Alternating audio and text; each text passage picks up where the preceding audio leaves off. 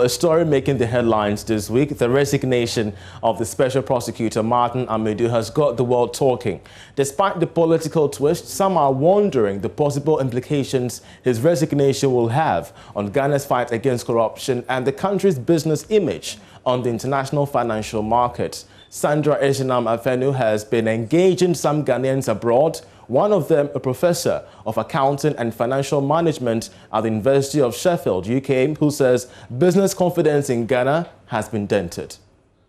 We thought we were closer to, trying to unravel some of the mysteries surrounding contracts and then corruption allegations in Ghana, probe into Airbus scandal and all that.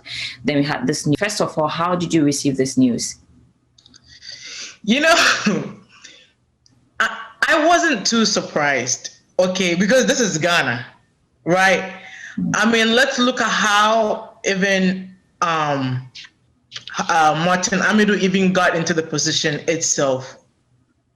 When it comes to corruption, Ghana has always been fighting a losing battle, okay, because we've been politicizing the fight instead of, an all hands on deck approach. Look at the Japan deal.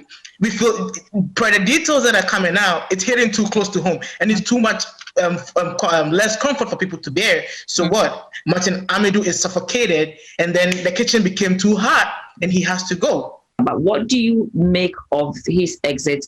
And then people who have said that we are not too surprised because almost 2 years in office has done nothing. The tone of the letter, the resignation letter, its content reveals quite a lot, and which then goes to question the government's reason for even setting up the office in the first place, let alone appointing Martin Amidu as a special prosecutor. Because you look at all the largesse around government, state property around government or state estate, and the sort of like, how shall I put it, presidential aides occupying some splash offices and lush offices around town, and such a sensitive office to be crammed in a 3-bedroom house. I think that it doesn't really reveal enough commitment to fight the situation. So I told him that knowing him for who he is, he's actually held on the rope for a very long time. Henry, let me bring you in here. Do you think that Martin actually has an excuse? We've seen it done elsewhere before. Let's take even South Africa, that is very close to us, where a woman, not to belittle women anyway, but a special prosecutor in South Africa went fearlessly after Jacob Zuma for corruption charges and all that. So yes, we knew the caliber of person Martin Amidu was. We knew what he stood for. He's come out to say his office was not well equipped. Do you think he has an excuse, Henry? If you give an individual a job, it only stands to reason that you give him the resources he needs to get that job done. Clearly, from his letter, he wasn't given the resources he needed to get this work done effectively.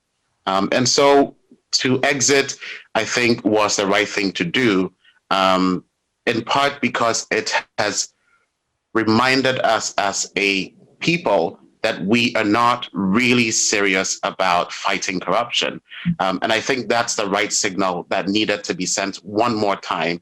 Just remind everyone in Ghana that if we're really saying that we're serious about fighting corruption, regardless of what side of the political divide we're on, that we should really be putting the resources that are needed to actually making this fight effective. What do you think this resignation is going to do to the image of Ghana when it comes to the international community doing business with Ghana?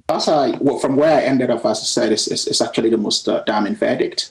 And if you read it also, it's just not the president. The finance minister is mentioned, and don't forget that Ejapa was, a baby of the finance ministry.